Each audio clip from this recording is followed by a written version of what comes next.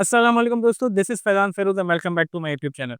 आज के दिन हम एक वीडियो बना रहे हैं जिसमें हम ये बात को एनालिसिस करने जा रहे हैं कि अगला जो आने वाला वीक है, यानी आज 26 तारीख है तो कल 27 अक्टूबर से लेके जो भी जितने भी दिन हमारे वीक में बाकी रहता है, TSX किस तरीके से वर्क कर सकती है। याद रखिएगा ये एक एनालिसिस है, ये एक जजमेंट है, ये गलत भी हो सकता है, सही भी हो सकता है।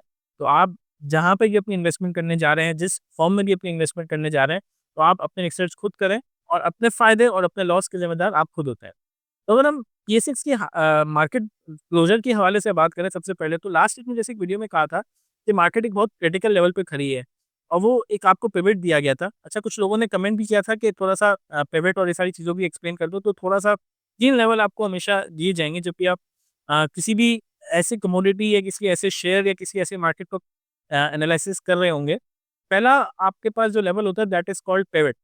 पिवट बेसिकली अगर आपने देखा हो बचपन में, अगर आप सीसॉ वगैरह पे बैठते थे या इस तरीके से आपको थोड़ा-सा फिज़िक्स का आइडिया हो, पिवट एक ऐसा पॉइंट होता है, ऐसा फुलक्रम होता है, ऐसा बैलेंस पॉइंट होता है, जहाँ से कहा जाता है कि या तो इसके बाद चीज़ ऊपर जाने की चाहिए या फिर उस पॉइंट के बाद चीज़ नीचे जा सकती है। तो स्टॉक मार्केट के अंदर भी पिवट एक वर्क कर रहा होता है और ये अज़्यूम किया जाता है कि अगर मार्केट पिवट के नीचे रहती है, तो इसका मतलब है मार्केट में मोमेंटम नहीं है, मार्केट जो है नेगेटिव ज़ोन में है, बेयरिश ज़ोन में है। इस तरीके से अगर पिवट के ऊपर मार्केट सस्टेन करती है, पिवट के ऊपर मार्केट मूव कर रही होती है, इसका ये मतलब है कि मार्केट जो है एक अच्छे ज़ोन में है, एक बुलिश ज़ोन में है और जो है पॉजिटिव ज़ोन में है। इसके अलावा 2 और टर्म्स हमें सीखने की ज़रूरत है। The first term is the support and the next term is the resistance. देखिए पिवट पिवट एक टर्म है, बैलेंस पॉइंट है। पिवट के बाद अगर थोड़ा-सा भी मार्केट नीचे जाती है तो उसका मतलब है कि मार्केट अब अपने आप को नीचे ले जाने की कोशिश कर रही है। और कहाँ तक नीचे लेके जाएगी, उन लेवल्स को हम कहते हैं सपोर्ट। मार्केट में जो टर्म सपोर्ट को एक्सप्लेन किया जाता है उस तरीके से एक्सप्लेन किया जाएगा कि आपने मार्केट को नीचे जाने दिया और नीचे आने के बाद मार्केट ने एक पॉइंट पे आके रुकना चाहिए। वो जिस पॉइंट पे आके रुकना चाहिए that is called the support. अच्छा, ऐसा नहीं है कि लाज़मी तौर पे वो एक सपोर्ट के ऊपर रुकेगी। ऐसा भी हो सकता है कि मार्केट एक सपोर्ट को ऑनर नहीं करेगी, उस सपोर्ट के ऊपर रुकेगी नहीं। इसके बाद सेकंड सपोर्ट देखी जाती है कि सेकंड सपोर्ट क्या है? उसके बाद थर्ड सपोर्ट देखी जाती है या बेसिकली हम बेसिक मार्केट को जब भी एक्सप्लेन करने की कोशिश कर रहे होंगे ना, तो मेजर कलर्स यूज़ कर रहे होंगे, मेजर सपोर्ट, मेजर रेजिस्टेंस। तो मार्केट को एक मेजर सपोर्ट की तरफ जाना पड़ता है और फिर देखते हैं कि मेजर सपोर्ट भी टूट गया तो फिर मज़ीद नीचे ये सपोर्ट्स ओपन होते चले जाता है। अच्छा, उसके बाद पिवट के ऊपर वाले जो लेवल्स होते हैं इनको हम कहते हैं रेजिस्टेंस, कि मार्केट अब अगर ऊपर जाना स्टार्ट करती है तो कितना ऊपर जा सकती है? तो जो पहला लेवल मार्केट अपने आप को रोकने की कोशिश करेगी that will be known as the first resistance. अच्छा, मार्केट अगर उसको पार कर देती है, इसको तोड़ देती है तो फिर उसके बाद एक नेक्स्ट लेवल खुलता है that will be known as the second resistance and major resistance. इस तरीके से हम रेजिस्टेंस को भी काउंटर करते हैं।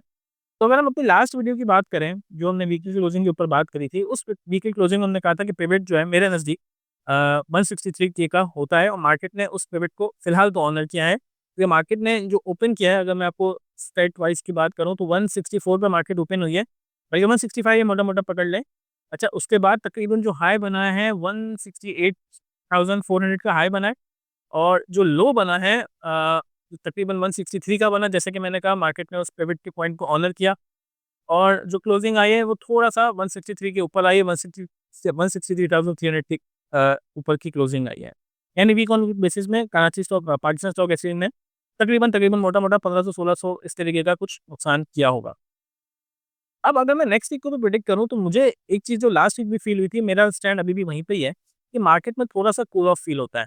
अच्छा, ये कूल ऑफ क्यों फ़ील होता है इसकी बात समझें कि मार्केट को हमेशा चलाने वाले कुछ ट्रिगर्स होती हैं, कुछ खबरें होती हैं और जब हम रिज़ल्ट सीज़न की बात करते हैं तो आपके आपके मुल्क की जो अच्छी कंपनीज़ होती हैं, उनके रिज़ल्ट अच्छे एक्सपेक्टेड अगर होते हैं, तो ज़ाहिर है वो मार्केट के अंदर बहुत ज़्यादा इन्वेस्टमेंट खींच के लेके आता है, चाहे वो म्यूचुअल फंड के थ्रू हो, चाहे वो कॉर्पोरेट सेक्टर के थ्रू हो, चाहे वो इंडिविजुअल्स के थ्रू हो।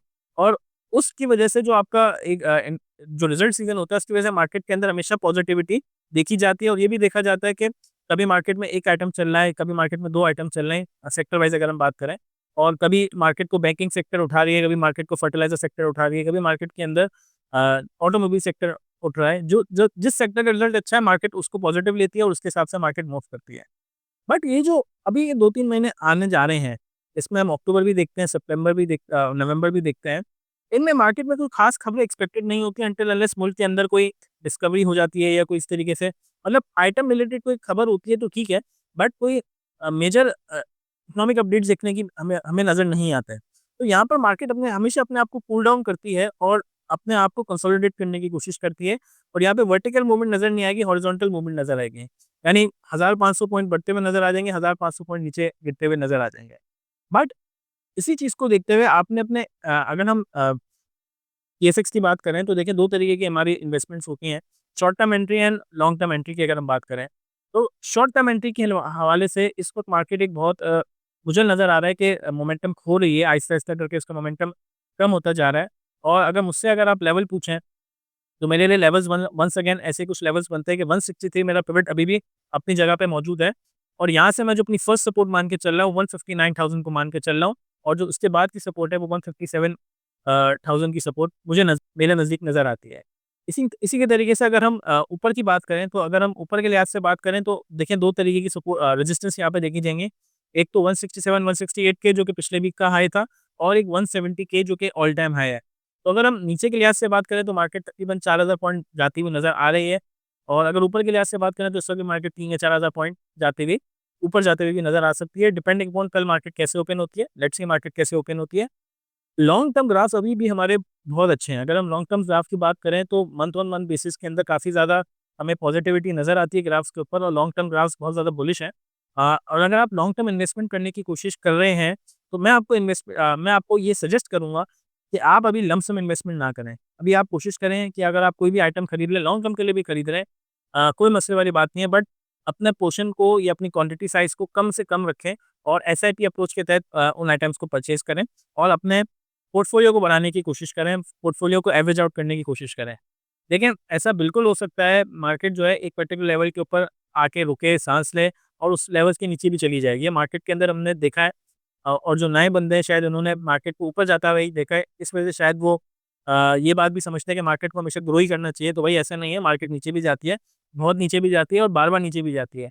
तो ऐसा बिल्कुल हो सकता है कि मेजर सपोर्ट्स अगर टूटना स्टार्ट हो तो मार्केट अपने एक रिवर्स का गियर भी लगा दे। लेकिन अल्टीमेटली जो मुझे फ़ील होता है अ, वन्स अगेन अगर हम 26 अक्टूबर की बात करें, 2025 की बात करें तो ऐसा फ़ील होता है कि मार्केट को न्यू हाइज़ बनाने चाहिए, बट उसमें थोड़ा-सा टाइम लगेगा। अब कितना टाइम लगता है रिज़ल्ट सीज़न दिसंबर तक की तरफ की हम बात करते हैं, मे बी को नवंबर के अंदर बुल मूवमेंट आ जाए, अभी मैं कुछ नहीं कह सकता। बट इस वक़्त अगर आप मुझसे पूछेंगे, तो इस वक़्त मैं आपको ये सजेस्ट करूँगा कि शायद शॉर्ट टर्म बाय हो तो बहुत देख-दाख के बाय करें। मैं इस वक़्त मार्केट के अंदर शॉर्ट टर्म बायर्स को प्रमोट नहीं कर सकता या मैं सजेस्ट नहीं कर सकता क्योंकि मेरे खुद के स्टॉप लॉस काफ़ी ज़्यादा फ्राइडे वाले दिन तक हिट हुए हैं। क्योंकि ज़ाहिर है जब आप ट्रेडिंग कर रहे होते हैं, आपको इमोशंस पे काम नहीं करना होता, बिल्कुल चार्ट्स के ऊपर काम कर रहे होते हैं। आप लेवल टू लेवल चीज़ों को फ़ॉलो कर रहे होते हैं। तो अगर एक चीज़ मेरी बढ़ती है तो ठीक है, उसके अंदर अगर एक चीज़ गिरती है, स्टॉप लॉस मेरा डेफ़िनिटली हिट होता है। तो फ्राइडे के दिन मेरे 3 स्टॉप लॉसेस हिट हुए हैं। तो ये बात समझाने की ज़रूरत है, ये बात बताने की ज़रूरत थी। स्टॉप लॉसेस के साथ अगर आप काम कर सकते हैं, तो अभी भी कुछ आइटम्स में आपको चीज़ें नज़र आ सकती हैं। But once again risk and reward ratio की जो मैं बात करता हूँ, मुझे लगता है थोड़ा-सा रिस्की है और रिवॉर्ड उस हिसाब से थोड़ा-सा मुझे कम फ़ील होता है। तो शायद मैं अगला जो वीक है मार्केट से स्टे आउट रहूँ, अगर मैं अपनी शॉर्ट टर्म इन्वेस्टमेंट की बात करता हूँ। और देखिए कुछ सवालात ऐसे आ रहे होते हैं कि यार अपनी जो आपने लॉन्ग टर्म इन्वेस्टमेंट के लिए कोई चीज़ अगर आपने ली है, उसका क्या करें? तो देखो यार, बहुत अपने आप से बहुत क्लियर रहो इस बात के ऊपर कि आप ट्रेडर के तौर पे मार्केट में एंटर हो या इन्वेस्टर के तौर पे आप मार्केट के अंदर एंटर हो। और आपने अगर कोई एक आइटम परचेज़ किया है, तो ट्रेडिंग के लिए परचेज़ किया है या इन्वेस्टमेंट के लिए परचेज़ किया है? ये सवाल आपने अपने आप से बहुत दफ़ा पूछना है, बहुत बार पूछना है और एक पेपर पे लिख लेना है, कि यार अगर मैं इन्वेस्टमेंट की नीयत से आया हूँ, तो मुझे उस शेयर की प्राइस को भी नहीं देखना। स्पेशली अगर मैं उस शेयर को जमा करना चाह रहा हूँ या उस शेयर ने अपना ट्रू पोटेंशियल नहीं अ, हासिल किया है। अब इसकी बेहतरीन एग्ज़ाम्पल देने के लिए मैंने काफ़ी दफ़ा अपने चैनल के ऊपर नाम लिया इवन दो मैं इस चीज़ पे यकीन नहीं करता, किसी ने कमेंट पे भी बोला था कि आप अपने लॉन्ग टर्म शेयर्स बताएँ, बट शेयर बताना एक्चुअली इस चैनल का पर्पस नहीं है। इस डायरेक्शन में अभी मैं इस चैनल को लेके नहीं जाना चाह रहा। बट एक एक पर्टिकुलर आइटम मैंने काफ़ी दफ़ा अपने वीडियोज़ में कहा था और वो नाम था हपको। हपको ₹140 से स्टार्ट हुआ था अगर मैं जून-जुलाई समथिंग के रेट की बात करूँ। सितंबर में ये अपने पीक पे गया ₹240 का। That means a gain of almost ₹100 जो कि तकरीबन ट्रांसलेट होता है 65-70% के अराउंड, ऐसा ही कुछ बन रहा होगा, आप चेक कर लीजिएगा। बट अभी भी उसको अगर आप इन्वेस्टमेंट की नीयत से लेके बैठे हैं, तो वो अभी तक अपने कोई ट्रू पोटेंशियल पे नहीं पहुँचा। अब वक़्ती तौर पे शायद ये एक 220 पे भी है जिसमें इसका डिव ₹10 का डिविडेंड भी शामिल है। माइट बी पॉसिबल 200 पे आ जाएगा, माइट बी पॉसिबल 170 पे आ जाएगा, 180 पे आ जाएगा। बट मैं उन लोगों में से हूँगा जो शायद उसको मज़ीद बाय करेगा क्योंकि मेरा उस पे जो स्टांस है बाय ऑन डिप है। मेरी तरफ से कोई रिकमेंडेशन नहीं है, मेरी तरफ से कोई इसके बारे में भी कोई आपको रिकमेंडेशन या कोई सजेशन नहीं है। आपको जस्ट एक एग्ज़ाम्पल के तौर पे चीज़ समझाने की कोशिश कर रहा हूँ और मैं नहीं देख रहा कि इस वक़्त मार्केट उसको क्या किस रेट पे है, क्योंकि मेरा मकसद सिर्फ़ ये है कि जैसे-जैसे मुझे वो शेयर एक अच्छे रेट पे मिलता रहेगा, मेरे पास पैसे होंगे, मैं इसको बाय करता रहूँगा। तो इन्वेस्टमेंट इस तरीके से की जाती है, लॉन्गर पीरियड ऑफ टाइम के लिए की जाती है, टारगेट बेस्ड इन्वेस्टमेंट की जाती है और जब तक उसका ट्रू पोटेंशियल जिसको आप चाहते हो वो हिट ना करे, क्योंकि ज़ाहिर है मैंने अगर कोई इन्वेस्टमेंट की है, मैं कंप्लीट रिसर्च करके ही काम कर रहा होता हूँ या कोशिश यही होती है कि जितनी मैक्सिमम रिसर्च कर सकते हो उतनी मैक्सिमम रिसर्च की जा सके और उस प्राइस के ऊपर बेचने की कोशिश की जा सके जिस प्राइस पर हमने उसका फंडामेंटल सेट किया था। अगर तो फंडामेंटल प्राइस सही है, मार्केट इज़ ऑलवेज़ राइट, उसको वहाँ पे पहुँचना चाहिए और अगर नहीं पहुँचेगा तो मार्केट से जंग नहीं करते, मार्केट से लड़ाई लड़ाई नहीं करते, हम मार्केट से एग्ज़िट भी ले लेंगे। तो इन्वेस्टमेंट के शेयर्स को आप इतना ज़्यादा ना देखें, इन्वेस्टमेंट के शेयर्स हैं, मार्केट वक़्ती तौर पे नीचे भी चली जाएगी, बाय करें, बाय करें, बाय करें, अगर वो इन्वेस्टमेंट आपने किसी फंडामेंटल को सोच के दिमाग में की थी। तो अगर इस वीडियो को मैं थोड़ा-सा मज़ीद शॉर्ट करूँ, तो अगर आप मुझसे शॉर्ट टर्म टारगेट्स पूछोगे तो शॉर्ट टर्म टारगेट्स में 163 लेवल पिवट का बहुत क्रिटिकल है। टूटता है तो 159 के का एक फर्स्ट सपोर्ट है, 157 के का एक सेकंड सपोर्ट है। उसके बाद जो मुझे नज़र आ रहा है तकरीबन यहाँ से भी 5-6 हज़ार पॉइंट मज़ीद नीचे जाते हुए नज़र आ रही है। और अगर ऊपर की बात करें तो सबसे पहला लेवल 167-168 के का है और अगर वो टूटता है तो फिर ऑल टाइम हाई बनाना चाहिए मार्केट को 170 की अप्रॉक्सिमेटली। अगर ऑल टाइम हाई बनता है तो हम शायद न्यू हाइज़ बनते हुए भी देख सकते हैं। लेट्स सी मार्केट के अगले वीक में किस तरीके से रिएक्ट करती है। फॉर द टाइम बीइंग मैं शॉर्ट टर्म ट्रेडिंग नहीं कर रहा या मैं शॉर्ट टर्म ट्रेडिंग सजेस्ट नहीं कर रहा।